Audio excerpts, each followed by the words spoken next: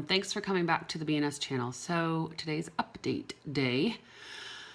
There's a lot going on, or there was a lot going on, which is why I haven't done videos in probably a week and a half, almost 2 weeks. I missed my Monday Munchie last week.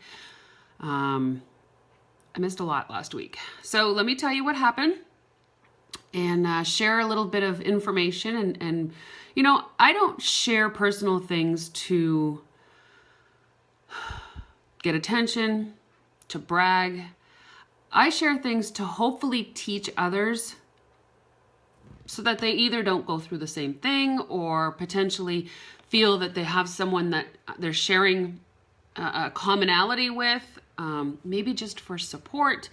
That's why I do these things, because I like to teach. I like to train. I like to support. I like to be there for people. And so that's why I share my personal stuff with you guys.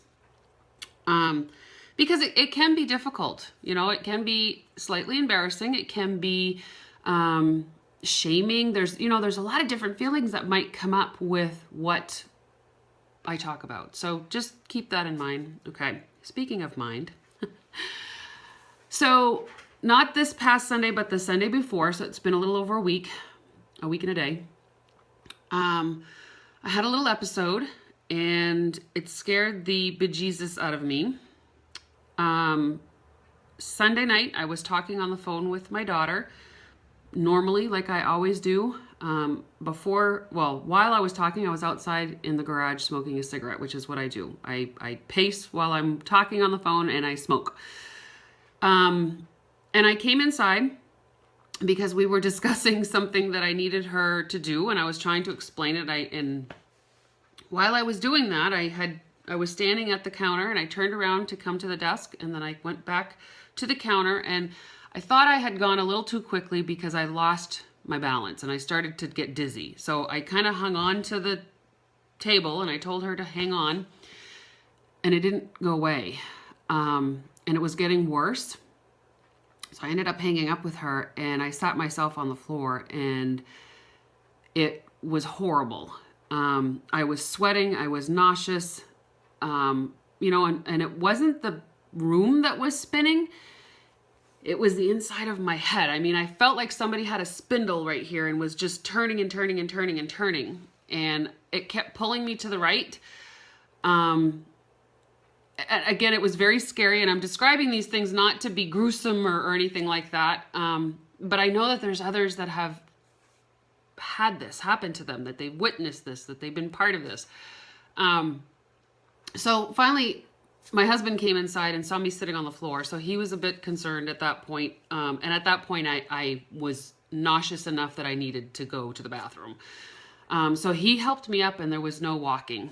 There was just no balance. I was, like I said, I just kept being pulled to the right, and I can still kind of feel how that felt. And my eyes were shifting to the side. He said that I was completely gray. So they ended up, he called his mother over, and she has a blood pressure cuff. So we ended up finding out that I was like 158 over 105, which was a little high. So between the two of them, they thought I was having a heart attack, or potentially a stroke. So they called the ambulance. The ambulance came to get me, and I went down to the hospital. That sensation did not go away for about 6.5 hours. So, that whole time they had ended up taking some chest x-rays and a CAT scan, did some blood work. And meanwhile, I'm just as nauseous and gray and feeling horrible, in the sense that I was a little nervous and scared, not knowing what was happening. I had vertigo before, and it was not that lengthy, and it didn't feel the same. When I had vertigo, it was the room that was spinning around me. And Sunday night, it was all happening in here, and I just felt like somebody was swashing my insides in a bucket and spinning it around. So anyway, long story short, it's already too long. I was there for about 6.5, 7 hours, and the CAT scan came back normal. X-ray came back normal. Blood work came back normal. Matter of fact, I used to be anemic, and I'm apparently not anemic anymore, so that's pretty good. And they sent me home with the diagnosis of BPPV vertigo, which is benign proximal positional vertigo. I think that's how it's pronounced. I'm not sure, but it goes by BPPV. Which is probably the most common type of vertigo that there is. So I didn't argue it. I was fine. That was whatever. So Monday was a little rough because they had given me some nausea pills. They had given me some meclizine, which is a dizzy pill. They had given me some Benadryl to help, calm me down a little bit. And so Monday was a little rough. The dizziness never went away. Or that spinning sensation never went away. And so Monday was a little rough. I spent doing nothing. Tuesday I spent doing nothing. Wednesday I started to feel a bit better, but I felt, and this is the best description that I had, was I felt like I was constantly either sitting or standing or walking on a floating dock that was not tied to anything, like a raft. So I was constantly very unstable. It was hard for me to walk.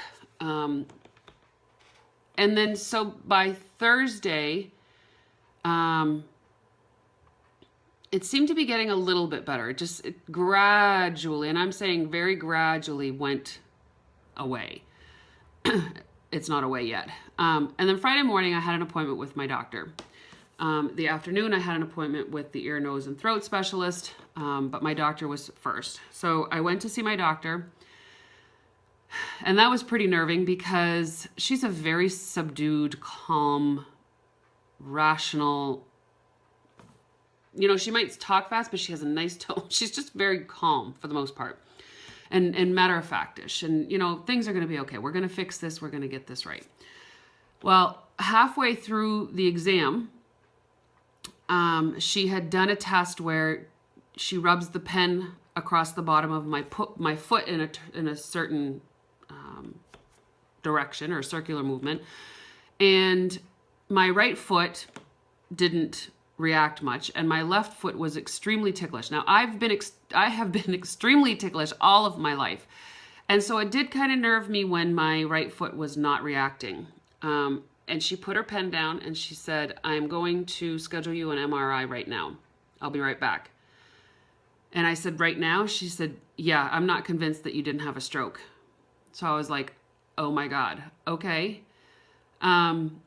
So she left, she came back, she said the appointment was at 2:30, and I said, "Well, my appointment is in Presque Isle at 1:30, so I'm gonna," she goes, I usually am very accommodating. She says, "But this time you need to tell your husband he needs to skip his appointment, and your appointment comes first. Or he leaves you here at the hospital till 2:30, and he can go to his appointment."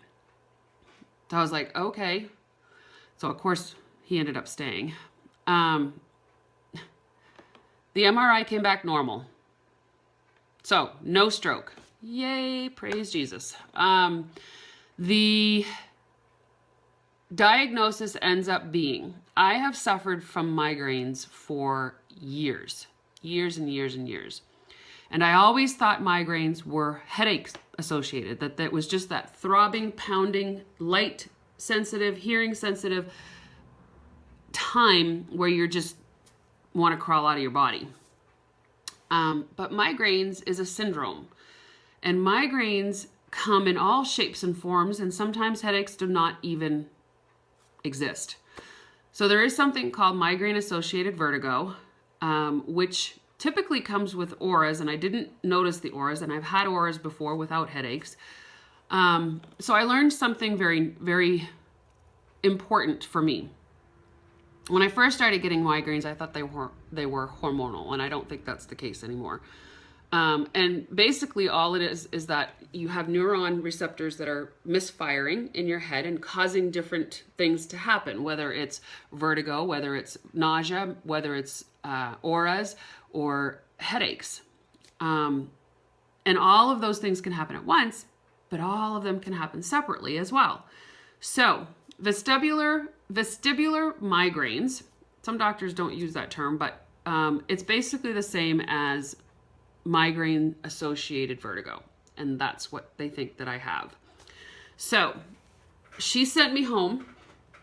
And in the past, when I've had throbbing headaches, she has given me a cocktail of medicine to take before I go to bed.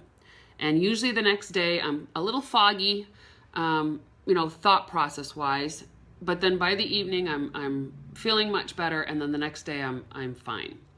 So she sent me home with that cocktail, and she said, I want you to do the cocktail tonight. And she says, if we don't notice a big difference, then it's probably something else. So I took the cocktail on Friday night, was very groggy on Saturday morning, but feeling all right. By Saturday afternoon, the dizziness was back. So I was a little disappointed. So I took the cocktail again Saturday night and woke up Sunday morning, and everything was awesome. I felt great. Sunday afternoon, the dizziness was back. Wasn't as bad, but it was back. And I say dizziness, I mean unstableness, that feeling of like, I call it wobbly head. Like I just feel like there's stuff wobbling inside of my head. So last night I took the cocktail one more time. And today it's still morning. It's 9:30 in the morning, and I'm feeling good. I've got a little bit of a headache, but I'm better. So I'm anxious to see what might be triggering my migraine to come back in the afternoon, or that unstable dizziness. And I'm going to call it a migraine because essentially that's what it is. So I'm anxious to see. I'm going to do a little bit of a journal for you guys, and go from there. Now, the second part of this is that she told me I have to quit smoking. She was very concerned about stroke, and I had asked her at one point, I said, if that happens again, and I am so dizzy that I can't function, do I go back into the hospital or do I stay home and take my cocktail? And she said, if you're smoking, you get your ass to the ER immediately. She said, because you are vulnerable, very, very vulnerable for a stroke. She said, if you're not smoking, then stay home, take your cocktail. If it doesn't get better, then get into the ER. Okay. So she asked me if I was ready to quit. She asked if I wanted to set a quit date. She asked if I wanted some help medically. She gave me all of the resources that I needed. And we chose, this was Friday, and we chose Monday, which is today, as my quit date. Now, I'm going to be journaling this. I'm going to see how it goes. I'm going to try my hardest. I know I can do this. I know I need to do this. I got a grandson that I got to be around for. I have a why. I have a reason. And I want to be able to be much more healthy. I mean, all the way around. And I'm sure that this smoking doesn't help. I know that it causes different things in different areas. And you know what? If I quit smoking and my migraines go away, yay, right? So, day one of quitting smoking. And to be very honest with you, I've not been I probably smoke about 10 cigarettes a day. And most of them are done between 5 and bedtime, 5 at night and bedtime. I don't smoke during the day. The hardest part that I think might be is I find that when I'm talking on the phone, like what happened originally, when I'm talking on the phone, I like to pace and smoke and talk.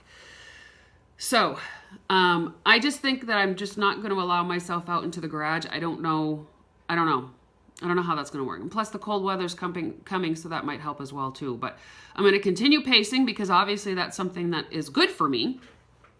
And potentially start chewing on straws. I don't know. So that's the deal. That's what's happening with me. I did not have a stroke. I do have migraine-associated vertigo, which they also call MAV. And I am quitting smoking today. So, day one, I'm not going to journal every day. I'm going to probably journal once a week on this. Because I think it's important to share my journey. I think it's important to share my results and my when I'm struggling and what I'm doing when I'm struggling, my successes, that sort of thing. I think it's important to share that because others can use that information, right? And they can relate, and they can potentially think that, you know, and hope that I'm supporting them through these videos. And I am. So if you're going through this as well, if you've got MAV, if you're quitting smoking, I'm there for you. And I want to be as helpful as I possibly can. You know, if you need support, reach out to me. I don't mind. You know, that's what we're all about, right? It's to support each other in this world. So wish me luck, guys. Say a few prayers for me, and we'll see you on the next video. Bye.